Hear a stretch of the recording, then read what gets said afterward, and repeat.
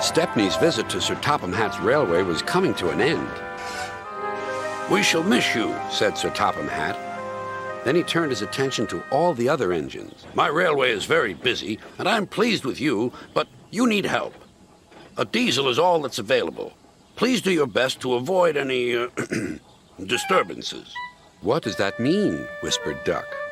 "That means this diesel is difficult," snapped James. And he was. The diesel surveyed the shed. "Not bad. I've seen worse. At least you're all clean." The engines glared. "It's not your fault, but Sir Topham Hatt should scrap you and get engines like me. A fill of oil, a touch on the starter, and I'm off. No bother, no waiting.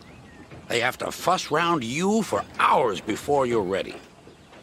The engines were furious. Next morning, they held an indignation meeting round the turntable. "Disgraceful. Disgusting. Despicable.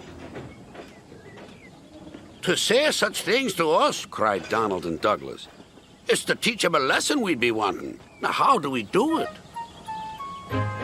Their chance came sooner than expected. The diesel was purring comfortably. An inspector watched a fitter making final adjustments. The wind tugged at the inspector's hat. The diesel was ready. "Look at me, Duck and Stepney. Now I'll show you something." He rolled proudly toward his coaches. Then it happened.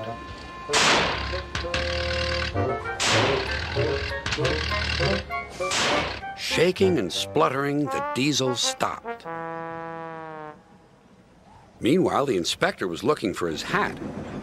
The diesel seethed with fury as Duck and Stepney pushed him back to the shed. "My hat!" exclaimed the inspector. "You sucked it through your air intake." "Bother your hat. The heavy train's due out. You'll have to take it, Duck. Stepney, will you help, please?" "Thank you, sir," cried Stepney. "I'd like a good long run on my last day."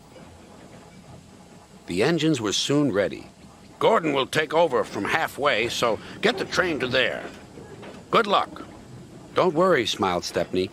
"We'll get there, and be early, too." The cavalcade moved carefully over the rails and out to the open line. "Now for a sprint," puffed Stepney. "I'm ready when you are," replied Duck. Soon they were whizzing through Edward Station.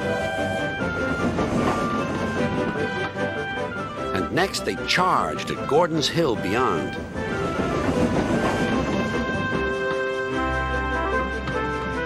They felt the drag of the heavy coaches here. It was hard work.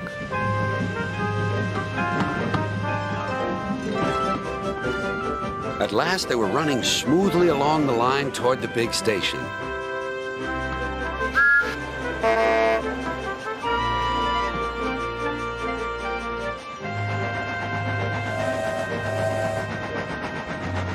"Hello, you're early," said Gordon. "That's one in the headlamp for old Diesel."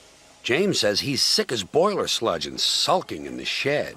"Serves him right for saying we're out of date." And Gordon chortled away. Next day, everyone came to say goodbye to Stepney. "Come back and see us soon," whistled the engines. "And you are always welcome on my Bluebell Railway, too," replied Stepney. Then he puffed away. And what about Diesel? He'd slipped out while no one was looking. But he left two things behind: a rather nasty smell and a battered bowler hat.